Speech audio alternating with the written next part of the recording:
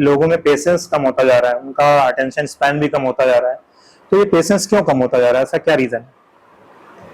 एक रिश्ता समय लेता है। शादी के शुरुआती 3 महीने से 1 साल बहुत महत्वपूर्ण होते हैं। और सिर्फ शादी की बात क्यों करें, अगर हम अफेयर की बात करें, कोर्टशिप पीरियड की बात करें, तो वहां भी कई समय तक ऐसा होता है कि जब हम किसी से मिलते हैं तो शुरुआती महीना बहुत महत्वपूर्ण होता है कि हम एक दूसरे को समझें जी। लेकिन हमारे एक्सपेक्टेशन का ग्राफ उतनी तेजी से ही बढ़ता है।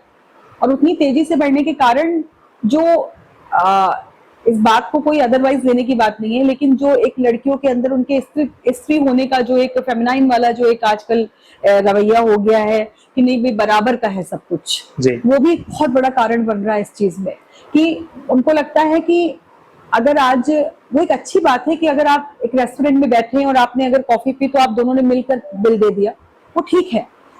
बराबर में साझे के रवैये के साथ में आप अपने रिलेशन को निभाएं। लेकिन ऐसा क्यों कि आपसी अंडरस्टैंडिंग की जगह आप सिर्फ बराबरी के फंडे पर अपनी लाइफ को चलाने का प्रयास करते हैं। और वो बहुत बड़ा कारण होता है कि उस रिश्ते को संभलने का समय नहीं मिलता और एक्सपेक्टेशन का पेड़ इतना बड़ा हो जाता है कि हम कई बार ये समझ ही नहीं पाते कि अब हम उस खरपतवार को कैसे काटें जो हमारे रिश्ते को खराब कर रही है। और उसके लिए सबसे जरूरी होता है डिस्कशन जी।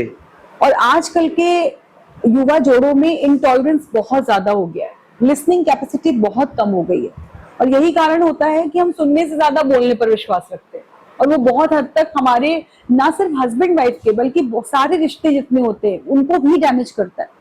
तो ये एक बहुत बड़ा कारण है।